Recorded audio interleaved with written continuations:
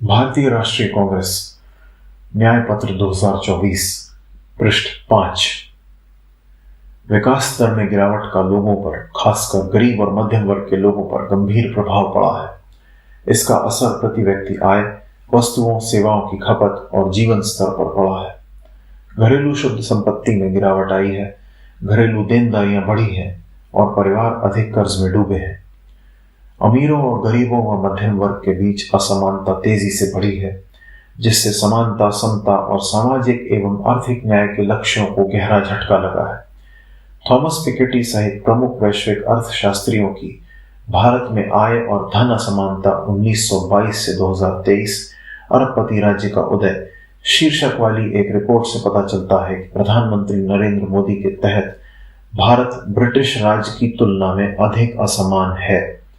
भारत के शीर्ष 1% द्वारा अर्जित राष्ट्रीय आय का हिस्सा आज अपने उच्चतम ऐतिहासिक स्तर पर है और विश्व स्तर पर सबसे अधिक है। असमानता में वृद्धि विशेष रूप से 2014 और 2023 के बीच देखी गई है।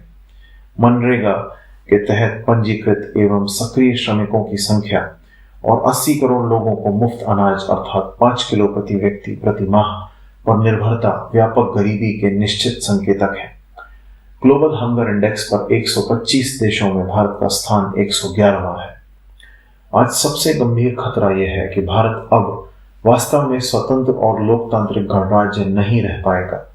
भारत में लोकतंत्र खोखला होता जा रहा है और देश तेजी से एक व्यक्ति और एक दलीय तानाशाही बनने की ओर बढ़ रहा है। संघीय ढांचे पर हमला हो रहा है और केंद्र सरकार अधिकांश केंद्रीय राजस्व को अपने अधिकार में ले रही है। उन विषयों पर कानून पारित कर रही है जो अब तक राज्य सरकारों पर छोड़े गए थे और अपनी वित्तीय और कार्यकारी शक्तियों का उपयोग कर राज्यों का दर्जा नगर पालिकाओं के समान करती जा रही है।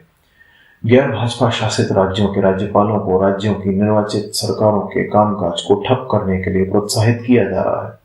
गैर भाजपा नेताओं को भाजपा की इच्छा के आगे झुकने के लिए मजबूर करने के लिए, उनके खिलाफ झूठे मामले थोपने के लिए कानून और जांच एजेंसियों का इस्तेमाल किया जाता है। मीडिया को पुरस्कृत या भयभीत करके सरकार के प्रचार का माध्यम बनाया जा रहा है। अपने आप से 2 प्रश्न पूछें। क्या आज आपका जीवन 2014 की तुलना में बेहतर है? और क्या आपका मन भयमुक्त है जैसा कि श्री रविंद्रनाथ टैगोर ने कल्पना की थी? आपके सामने 2 विकल्प 2019 में थे, वे आज भी मान्य हैं। विकल्प कांग्रेस या बीजेपी नहीं बल्कि उससे अधिक है। आपको चुनना है लोकतांत्रिक सरकार या सत्तावादी शासन के बीच, स्वतंत्रता या भय के बीच, सभी के लिए समृद्धि या कुछ लोगों के लिए धन के बीच, न्याय और अन्याय के बीच। वर्ष 2024 में लोकसभा चुनाव एक दलीय तानाशाही पर लोकतंत्र, भय पर स्वतंत्रता, कुछ लोगों की समृद्धि पर सभी के लिए आर्थिक विकास और अन्याय पर न्याय को चुनने का अवसर प्रदान करेगा। कांग्रेस आपसे अपील करती है कि आप धर्म, भाषा और जाति से परे देखें, समझदारी से चुनाव करें और एक लोकतांत्रिक सरकार स्थापित करें जो भारत के सभी लोगों के लिए काम करेगी। हम आपसे भारतीय राष्ट्रीय कांग्रेस को वोट देने की अपील करते हैं।